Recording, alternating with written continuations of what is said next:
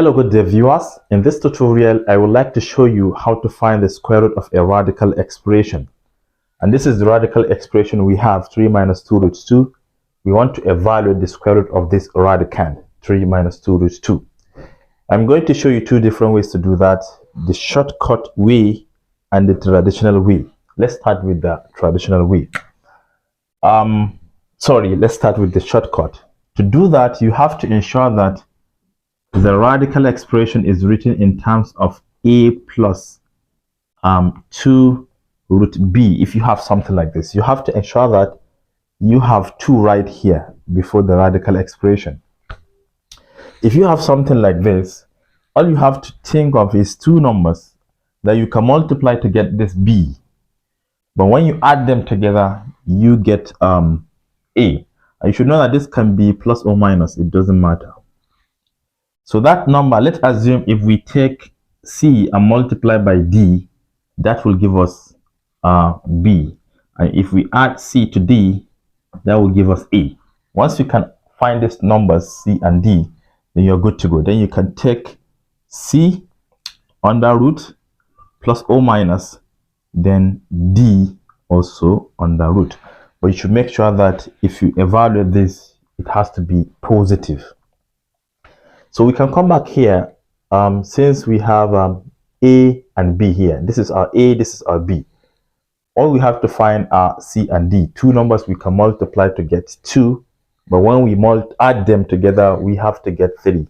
The numbers are 2 and 1. It could be 1 and 2. It doesn't matter, right? Then you take their roots.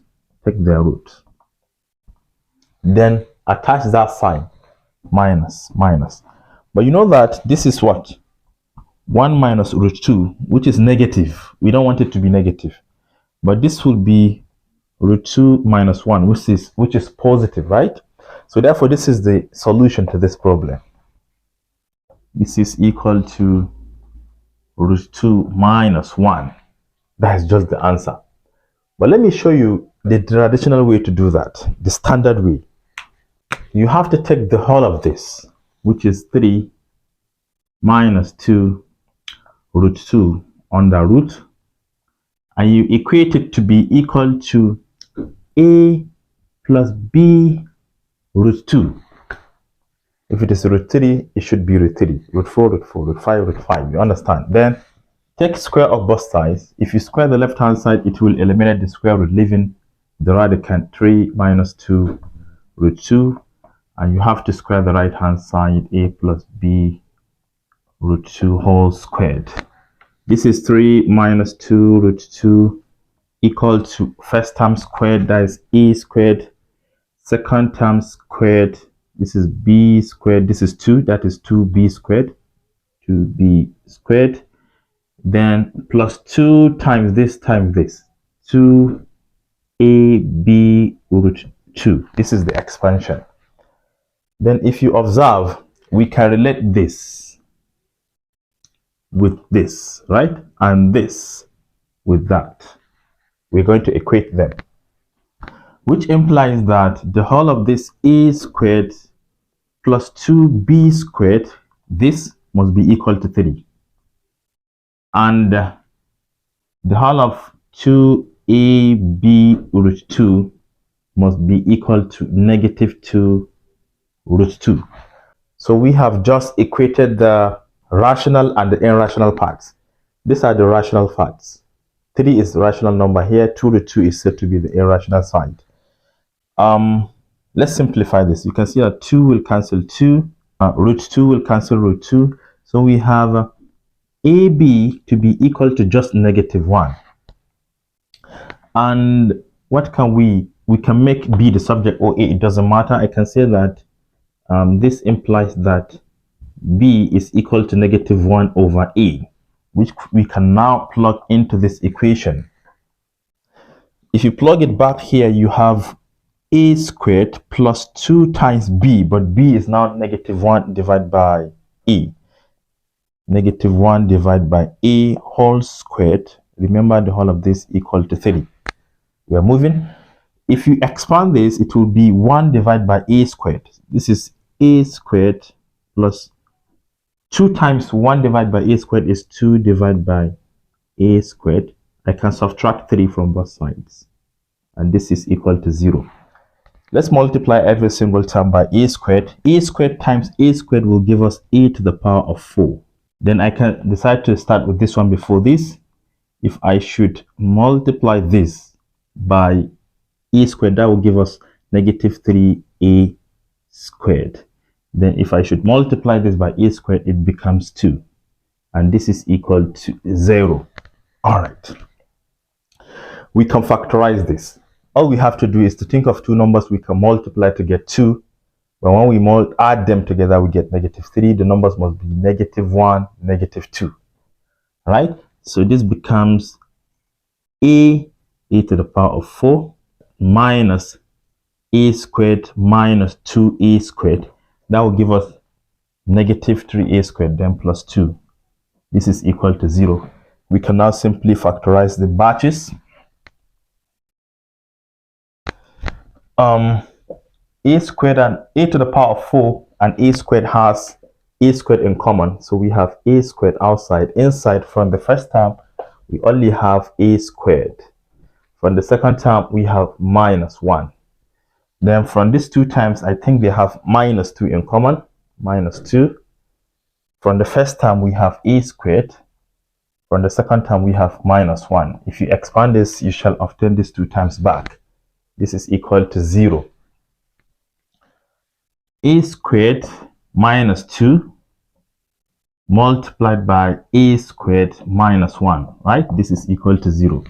So it implies either this or this must be equal to 0.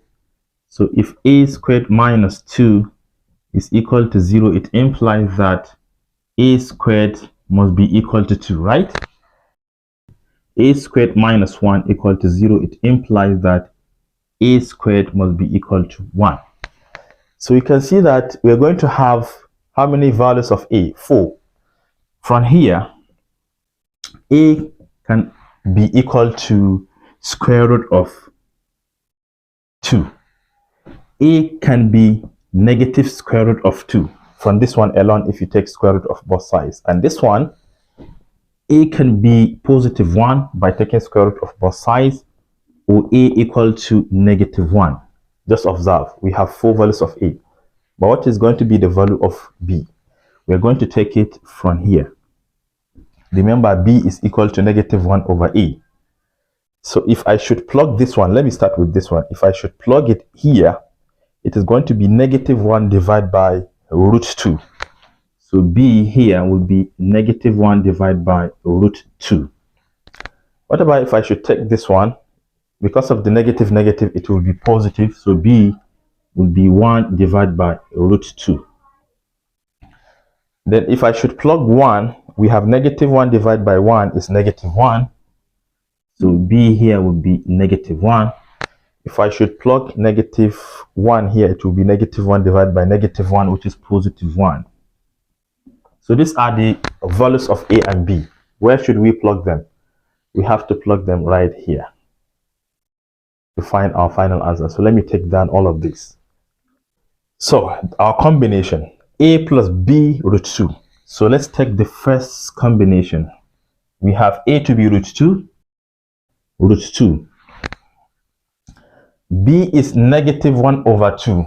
Negative 1 over root 2, sorry. Times another root 2, which is right here. You see that this will cancel this, leaving only root 2 minus 1. So let me write it directly here. I don't have much space. This is our first solution. Then the second solution, we are going to take this combination. Negative root 2. B is what? 1 over 2. So plus, because of this plus.